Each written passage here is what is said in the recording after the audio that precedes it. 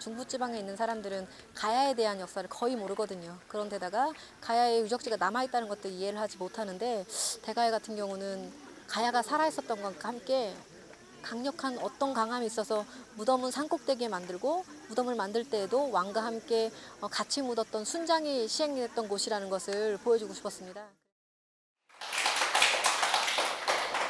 반갑습니다. 선생님이랑 같이 가야 여행 가게 될 거예요. 가야 여행 가기 전에 우리나라 역사는 안타깝게도 100개가 우리나라 역사라면 그중에 5개에서 10개가 남아있는 거예요. 왜냐하면 시간도 긴 시간이 지나버렸고 가야 같은 경우는 1500년 전 이야기거든요.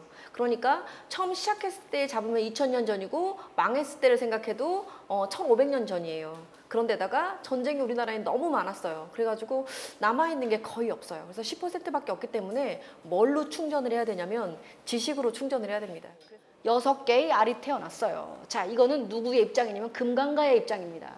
그래서 구지봉에 가보면 거부가 네 머리를 내놓아라. 그렇지 않으면 구워 먹어버릴 거야 라고 하니까 하늘에서 붉은 보자기에 쌓인 황금 개짝이 내려왔는데 그 안에 보니까 황금색 알이 들어있었고 이 알에서 첫 번째 태어난 게 누구? 네, 김수로입니다.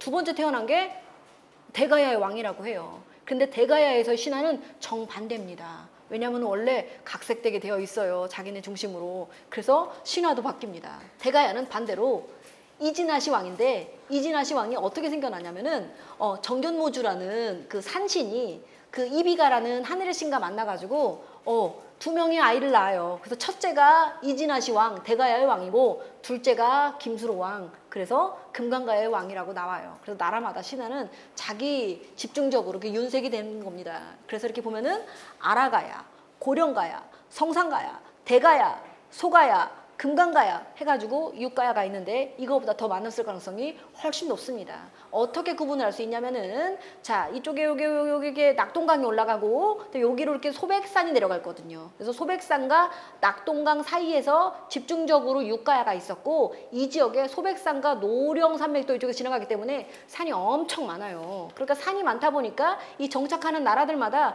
산을 잘 안 넘거든요. 웬만하면 호랑이도 있고 들짐승도 있고 산까지 넘어서 그렇게 만나려고 사람들이 하지 않아요. 고대에는. 그래서 따로따로 존재했는데 끝까지 합쳐져서 국가로 가지 않고 이렇게 연맹 왕국으로 가기 때문에 끝까지 6가야라고 부르는 거예요. 단 그들도 외부하고 그 무역을 참 많이 했던 사람들이기 때문에 못 사는 나라는 아니었어요. 그래서 가야, 고구려, 백제, 신라 하게 되면 가야는 너무 약해가지고 일찍 망했어요 라고 하는데 562년에 망한 걸 봐서는 약하지는 않았어요. 그런데 다만 산도 많았고 험악했고 또 실제로 백제하고 신라가 강했고 고구려도 남아했고 여러 가지 조건들이 좋지 않아가지고 끝내는 멸망하게 됩니다. 그렇지만 가야가 약한 나라는 아니었어요. 왜냐면 문화를 보면 알 수 있거든. 자, 가야금을 만든 사람은 누구래? 가야금 만든 사람 우룩. 그러면 우룩은 어디 출신이게요? 고령 출신이에요. 그래서 고령에 가면 우룩박물관 있어요. 음악이나 미술이나 예술은 정치가 안정되지 않으면 발전할 수가 없는 거예요. 돈이 많지 않으면 발전할 수가 없는 거예요. 근데 음악이나 미술이나 예술이나 무덤제도나 이런 걸 봐서는 가야가 절대로 약한 나라는 아니었던 걸로 보여져요. 금강가야 강하다고 하지 않았냐? 왜 그랬냐라고 하는데 광개토 대왕이 딱 400년에 고구려 춥잖아요. 거기 농사도 잘 안 돼요. 그러니까 남쪽으로 한번 내려가 보고 싶었어요. 특히 이쪽 김해평야도 참 농사가 잘 되지만 백제 지역은 정말 농사가 잘 되거든요. 우리나라의 평야란 평야, 강이란 강은 다 전라도 충청도에 있잖아요. 근데 그쪽으로 내려가고 싶은데 그때 너무 강해 백제가. 그래서 내려갈 수가 없었어요. 그러면은 신라라도 한번 내려가 볼까? 가야라도 한번 배 타고 내려가 볼까? 라고 생각했는데 딱 적기에 딱 400년에 신라가 불러요. 뭐라고 부르냐면 야, 지금 낙동강 쪽으로 왜가 침입했는데 큰일 났어. 지금 백제도 강한데 왜가 쳐들어와가지고 신라가 약해지면은 지금 우리가 망할지도 모르겠어. 도와줘 하니까 잘 됐구나. 그래 내가 내려갈게 해가지고 광개토강이 남쪽으로 쭉 내려옵니다. 그래서 이 김해 지역에 있었던 왜가 쳐들어왔다고 하는데 어떤 사람은 왜를 눌렀는데 그 근처에 있었기 때문에 금강가야가 망했다고도 하고 또는 금강가야와 왜가 합쳐져서 연합해서 싸우다가 둘이 망했다고도 하고 어쨌든 400년에 딱 세력이 약화가 돼가지고 왜는 물러가고 금강가야는 세력이 바닥으로 뚝 추락을 합니다. 그래서 그 다음 강했던 고령이 제2전성기를 이어가게 되는 거고, 강이 멀었기 때문에 초기에는 안정될 수 있었지만 강이 멀었기 때문에 고립이 되어가지고 끝내는 다른 강을 찾을 수밖에 없었는데, 그 강도 뺏기면서 562년에 가야가 망하게 된 것 같아요. 보시면요, 배 모양 토기가 많다 그랬죠? 네, 죽은 자의 세상이 두 가지로 생각을 했나 봐요. 하늘로 가기도 하고 백길을 가기도 하고, 그래서 죽은 자의 강을 건너야 된다고 생각을 했나 봐요. 그래서 배를 타고 지나간다고 생각했는지 배가 나오고요. 그리고 청동은 귀하기 때문에 청동을 더 이상 쓰지 않아도 될 시기에도 청동이 많이 들어가요. 순장이, 그러니까 삼국지 위서 동의전이란 책에서 부여, 그러니까 고구려가 나왔던 부여라는 지역에서 있었다는 말은 있었는데 남쪽에서 그렇게 많은 순장이 나올 줄은 몰랐던 거예요. 그래서 어쩌다가 한 명 부인일까? 딸일까? 그랬을까? 설마 순장일까? 라고 했는데 여기는 33명, 44호분에서 33명이 같이 묻어 있는 걸 보면서 순장이 진짜로 있었구나. 대단하다. 왕권이 강한 거였나? 사람들이 착한 거였나? 여러 가지 많이 생각을 했대요. 김수로 왕이 국제 결혼을 합니다. 누구랑 결혼하죠? 허왕옥이랑 결혼하지 않아요? 허왕옥이 어디 사람이라고 해요? 아유타국의 공주라고 하잖아요. 지금의 미얀마 지역에 있었던, 고대에는 인도로 그냥 합쳐서 말했던 아유타국의 공주였어요. 왕비, 첫 번째 왕비를 국제 결혼을 했던 걸 봐서는 아마도 결혼 동맹을 맺었겠지. 그러면은 무역을 했겠지. 그러면 인도하고 직접 무역을 했던 사람들이었어요. 금강가야가. 그리고 일본하고도 관계가 깊어요. 그러면 일본하고도 직접 거래를 했던 사람들이었어요. 그러면은 가야가 국제적으로 이미 무역이 가능했던 대항해 시대를 했던 사람들이기 때문에 약하다고 볼 수는 없습니다.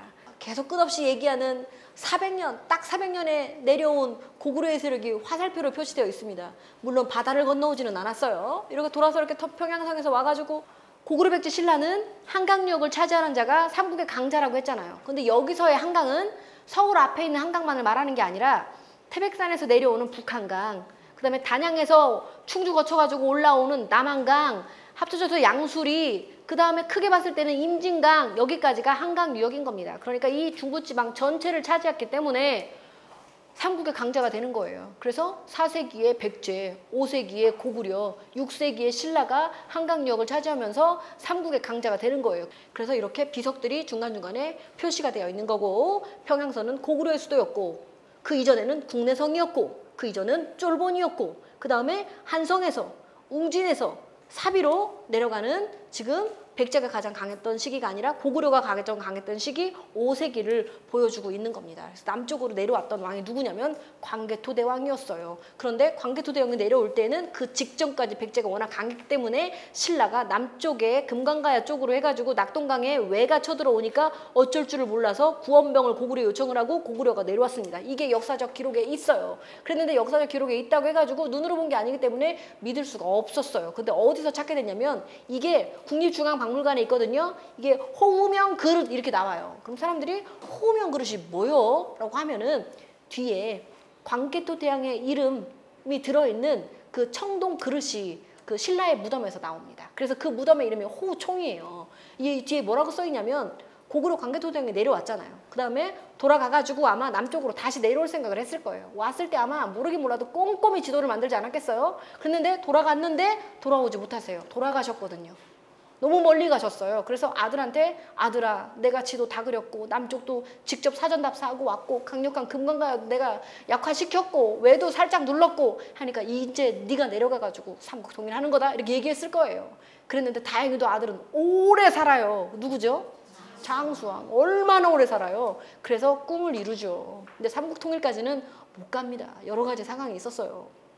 그래서 고구려가 가장 강력했던 시기였어요. 그래서 이쪽으로 남쪽으로 내려왔던 게 기념비적인 일이고 신라는 너무 고마워해야 되니까 아마 광개토대왕 비를 만들었던지 아니면 광개토대왕의 무덤에 어떤 시설물을 했는지 그건 모르겠지만 그때 사절단이 갔을 거예요. 사절단이 갔을 때 왜 칠순잔치 때나 팔순잔치 때나 오면은 수건도 주고 뭐 컵도 주고 하잖아요. 그것처럼 여기서도 멀리서 온 사신한테 선물을 준 걸 거예요. 자, 외교 강국 가야라고 하죠. 가야 보면은요.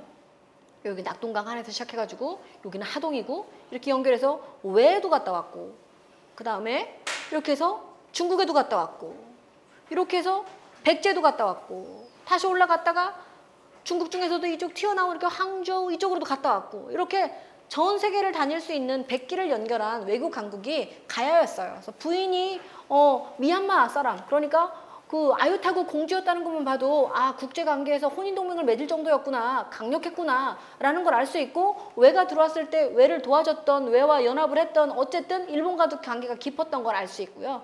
이렇게 가보면 나중에 여기에 부안에 중막동 유정이라는 데가 있어요. 여기 바로 옆에가 뭐가 있냐면 채석강 있는데, 채석강은 이렇게 파도가 이렇게 빵빵 쳐가지고 그 해식에 절벽이 나타나는 거예요. 근데 거기에 책을 쌓아놓은 것 같다고 해가지고 그 채석강이라고 하는데, 이렇게 절벽이 나타난다는 건 파도가 세다는 얘기예요. 파도가 세다는 건 여기 배가 지나갈 때 쉽지 않다는 얘기예요. 그래서 많이 자빠져요. 그래서 우리나라에서 그 고려시대나 그 이전에 많은 배들이 이렇게 여기 많이 누워가지고 지금 해저 신안 유물 특별전 하고 있는 게, 여기 신안 앞바다에서 누워있었던 그 배들이, 그 안에 있는 유물들이 발견돼가지고 지금 신안 특별전 하고 있는 거예요. 어쨌든 이쪽으로 가가지고 백제에서도 귀한 물건을 실어가지고 장사를 하러 가야 되기 때문에 중막동에 꼭 들립니다. 그래서 중막동에는요, 유물이 일본 것도 나오고 중국 것도 나오고 가야 것도 나오고 이래요. 백제 것도 나오고. 그래서 중막동 유정을 채석강에 놀러 갔을 때 해수욕만 하지 말고 보고 오면은 아, 여기가 국제적인 장소였구나 라고 생각할 수 있을 겁니다. 자, 요 앞에 있는 여기 갯벌이 많죠? 우리나라 갯벌이 여기 집중적으로 있거든요. 그러니까 이 갯벌은 어느 날은 바다였다가 어느 날은 땅이었다가 이렇게 되잖아요. 그래서 땅일 때 조개 캐러 들어가는 거고 물일 때 해수욕하고 이렇게 하잖아요. 그런데 여기에 외국배가 들어와가지고 자빠져 버린 거예요. 왜 그 침몰해 버리냐면, 외국 배는 바닥이 뾰족해요. 왜냐면 먼 바다를 가야 되고 갯벌 있는 나라 이렇게 많지 않아요. 그러니까 맨날 바다는 바다인 거지 바다가 밭이 될 거라고는 생각을 못 하거든. 그래서 뾰족한 배가 왔다가 풍랑도 센데 여러 가지 이유로 바람이 불었는지 아니면 갯벌에 닿았는지 암초에 닿았는지 어쨌든 누운 거야. 그런데 한 번 누운 배는 세울 수 있는 방법이 없어요. 거기서 있는 물건을 드러내기도 쉽지 않아요. 파도도 세니까 이쪽은. 그래서 그 바닷속에 막 700년, 800년 막 이렇게 누워 있었어요. 그랬는데 어떻게 이게 발견이 되냐면은, 어부 아저씨가 물고기를 잡으러 갔는데 물고기 중에도 머리가 반짝반짝한 쭈꾸미를 잡으러 가신 거예요. 쭈꾸미를 잡을 때에는 어떻게 내리냐면은 이렇게 소라 껍데기를 쭉 줄로 연결해가지고 땅에 내려.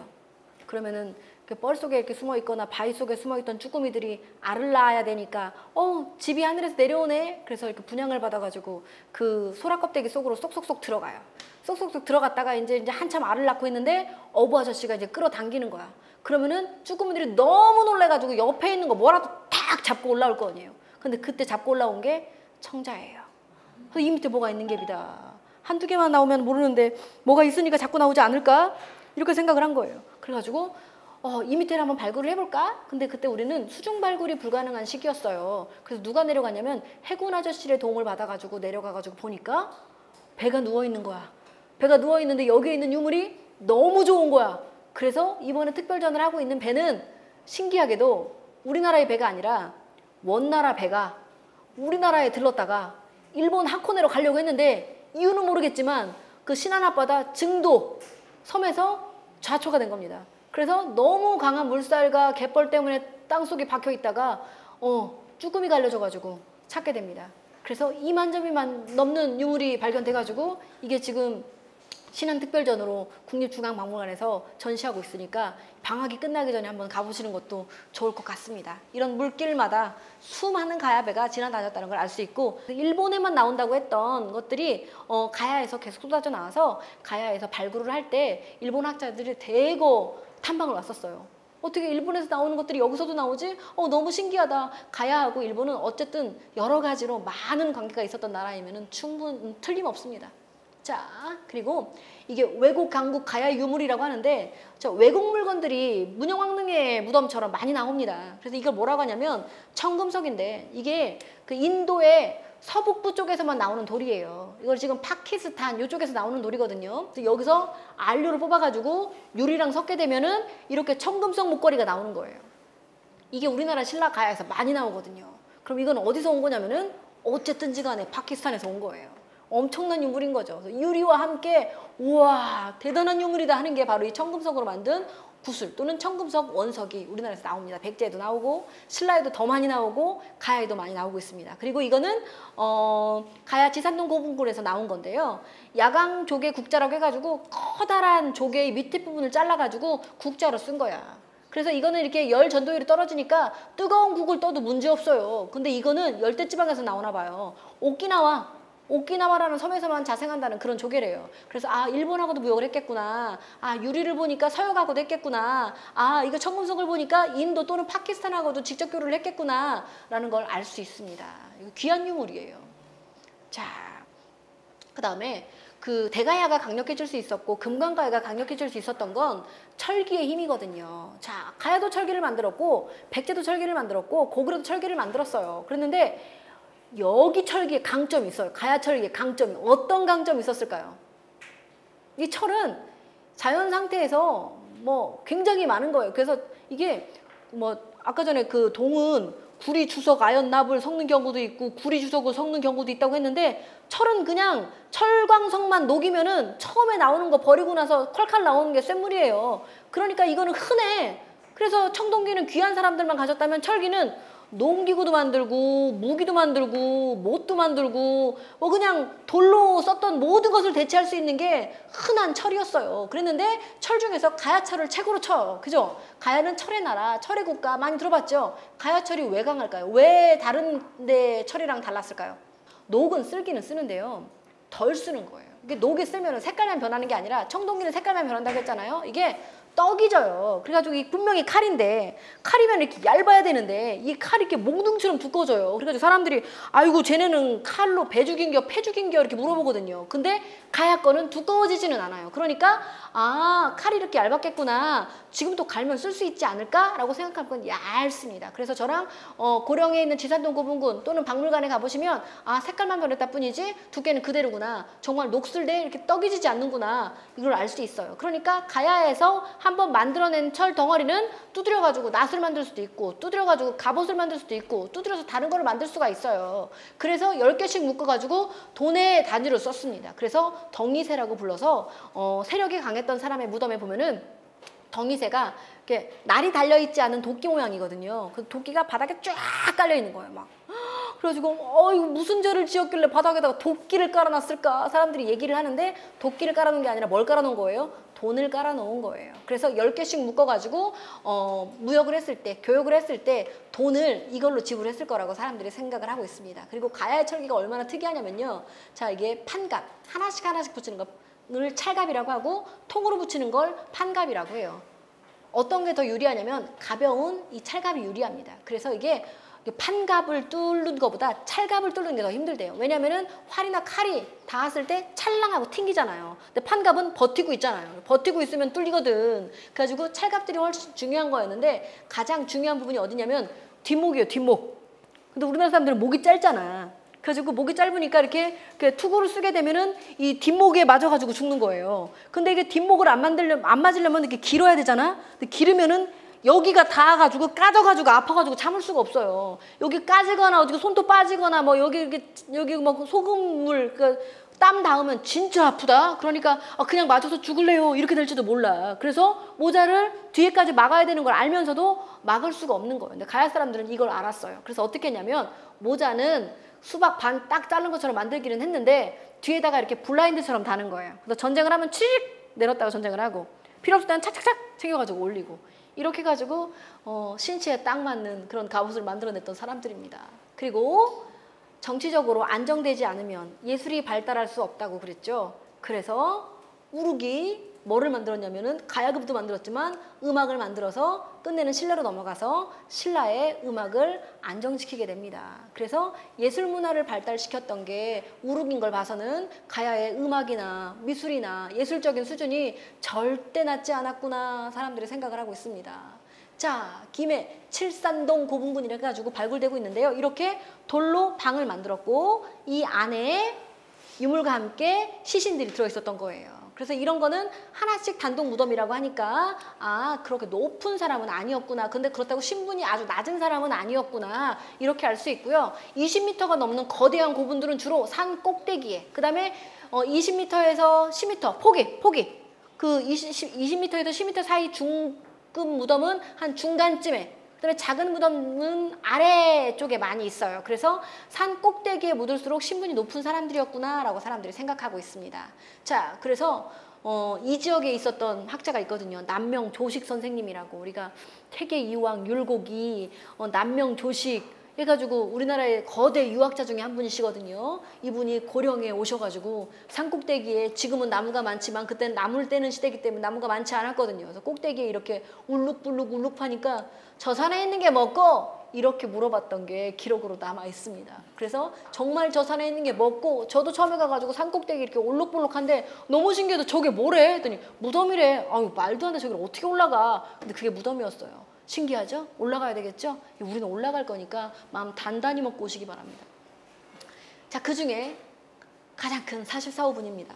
77년도에 발굴을 했고, 여기서 이런 결과가 나올 거라고 는 사람들이 생각을 못한 거예요. 그래서 도대체 뭐가 나왔길래 사람들이 생각을 못했다고 자꾸 얘기를 하냐라고 하는데, 여기서 뭐가 나오냐면, 자, 일단 유물도 많이 나왔고, 그리고 나서 그 무덤에서 나온 것도 있고, 여기서 팠대요. 그래서 고령에서 팠다고 전달되는, 이야기되는 금동관들도 많이 나왔습니다. 글이 또 특이하죠? 자, 굽이 달려있죠? 얘는 굽이 달려있지 않은 대신에 그릇 받침, 기대를 댔죠? 이렇게 굽이 달려있는 것들은 무슨 용도냐면은 제사를 위한 그릇들입니다.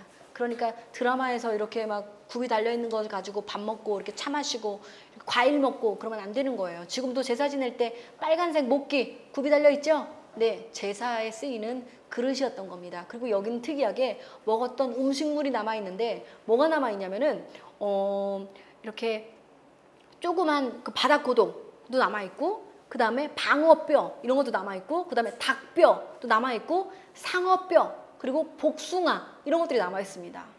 지금하고 거의 비슷하게 먹었던 것 같아요. 그래서 이런 것들이 남아있어가지고 이 사람들이 음식물을 넣어가지고 굽 달린 그릇에다가 뚜껑을 닫아가지고 무덤에 넣어줬던 거구나를 알 수 있게 되었어요. 자, 이렇게 순장을 합니다. 그래서 아버지와 딸인지는 몰라요. 그건 모르겠지만 왕의 어떤 부분의 일을 수행했던 사람들이고, 돌아가신 다음에도 그분을 도와야 되기 때문에 아저씨하고 아이하고 묻어주었습니다. 그래서 사람들은 산채로 묻었을까, 죽은 채로 묻었을까, 그걸 많이 궁금해해요. 근데 이 아이하고 그 아저씨하고는 죽은 다음에 묻힌 것 같아요. 어떻게 알 수 있을까요?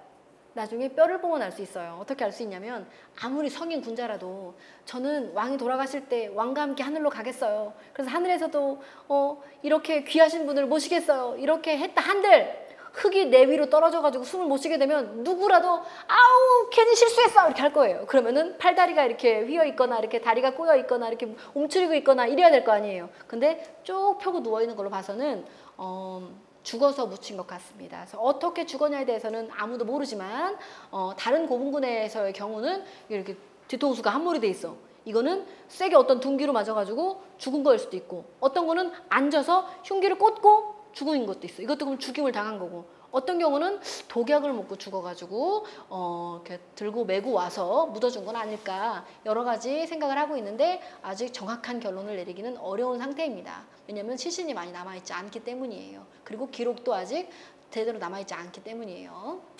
이렇게 해서 왕의 무덤을 있고, 왕의 또 껴묵거리라고 해서 왕의 물건들을 넣는 방이 있고, 그 다음에 이렇게 방을 파고 있는 모습이에요. 지금 만드는 중인 거예요. 그런데 이 밑으로 호석이 돌아간다 그랬잖아요. 그래서 이 안쪽으로 이 순장자들의 무덤을 이렇게 돌아가면서 묻었습니다. 실제로 보면은요, 이런 게 우리나라에 있어? 이런 생각이 들어요. 그래서 신라는 이미 제가 정보를 알고 갔기 때문에 그렇게 신기하진 않았어요. 그랬는데 고령 갔을 때는 다른 나라에 온 줄 알았어요. 그래서 이거 남쪽 사람들은 이거 다 알지 모르겠지만 이거 대전 이북에 있는 사람들은 모르겠다. 내가 꼭 알려줘야 되겠다. 내가 선생님 되면 꼭 고령에 자주 가야지 라고 생각을 해서 저는 참 고령을 자주 갔습니다. 자, 하늘과 연결하는 거, 새. 그래서 새가 알을 낳으니까 하늘의 선물이라고 생각을 했다고 그랬죠. 그래서 특이하게도 가야거에는 뭐 철로 만들든 아니면 토기로 만들든 새 모양의 물건들이 많이 나오게 됩니다. 이거는 주전자예요. 여기 물을 넣어가지고 물을 쪼로로 뱉어내는 그런 주전자입니다. 아마 이것도 죽은 자를 위한 물건이었을 거예요. 현실 세계에서 쓰기에는 많이 불편하거든요. 이런 기록들이 여기저기에 남아서 지금은 이렇게 솥대 위에 새를 앉혀놓죠. 장대 위에 새를 앉혀놓죠. 그리고 솥대라고 부르죠. 아마 비를 많이 내리게 해줘. 농사를 지어야 되니까 비를 많이 내리게 해줘. 이렇게 부탁했던 것 같습니다.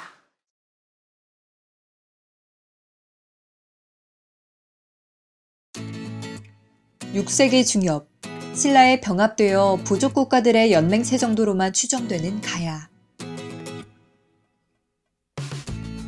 고령은 대가야의 옛 지역으로서 현재까지도 수백 개에 이르는 무덤이 있는데요.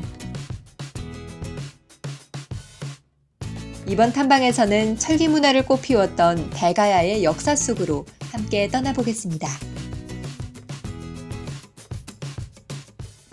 생각보다 훨씬 크죠? 그 다음에 두 개의 그 부장품을 넣는 방이 또 있죠? 그 다음에 주변부에 순장. 아이부터 한 50대 후반의 남자까지, 한 8세 여아부터 50대 후반의 남자까지 있습니다. 순장이 있다 소리는 들었어도 그 기원전 한 200년, 300년 그때 뭐 진시황이나 죽었을 때 늦는다고 생각을 했지 우리 땅에서 이런 일이 있을 거라고 상상을 못한 거예요. 그래서 왕권이 강하다고도 일단 봐야 되고 국가 체제가 완비가 됐으니까 그런 거예요.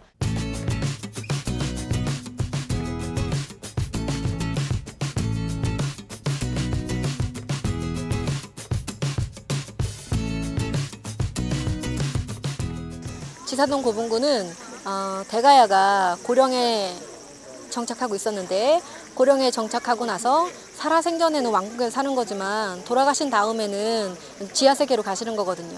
그래서 지사동 고분군을 왕들의 계곡이라고 삼고 묻어주는데 특이한 것은 다른 지역하고 다르게 산 꼭대기에 무덤을 만들어주는 게 특징입니다. 그래서 산 꼭대기에 만들어져서 주로 정상 부분에 커다란 무덤이 있는 걸로 봐서는 세력과 관련이 있지 않을까 생각하는데 아마 돌아가신 다음에 하늘에 올라가시기 편하도록 새가 되어서 올라가기 편하도록 산 꼭대기에 묻지 않았나 싶습니다.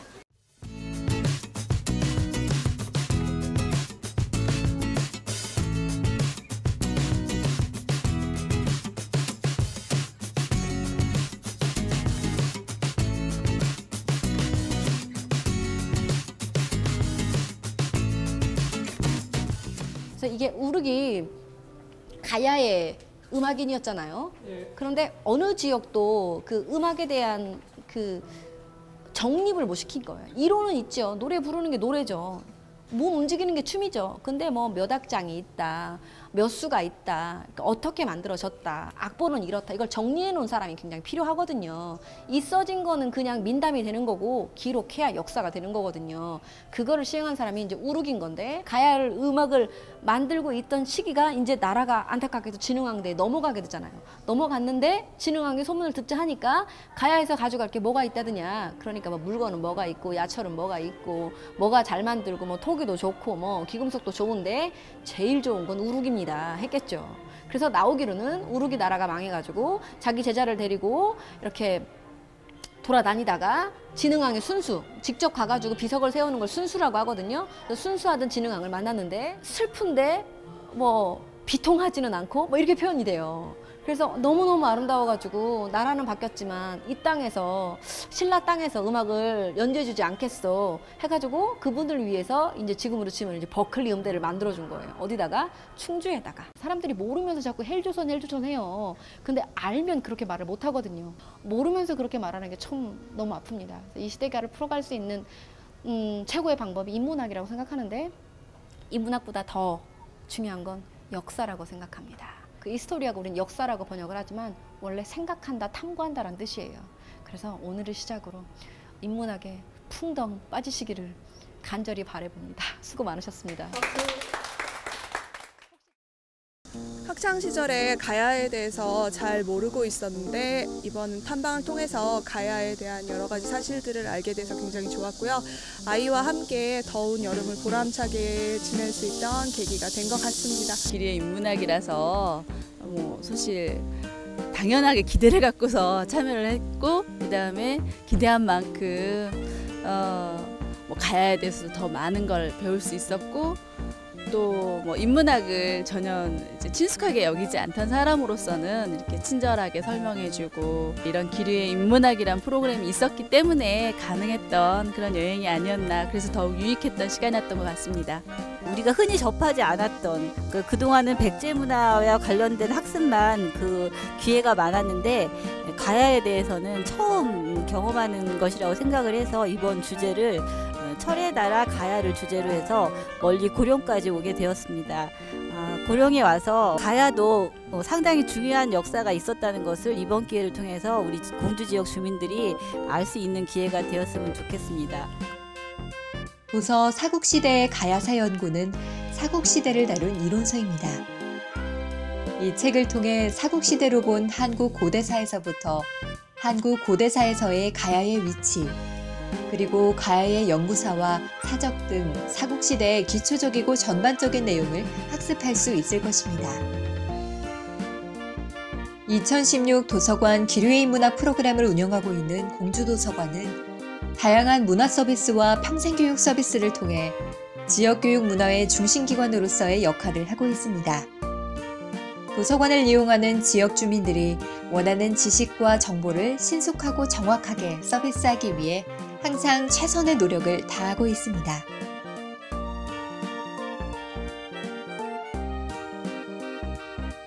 기류의 인문학!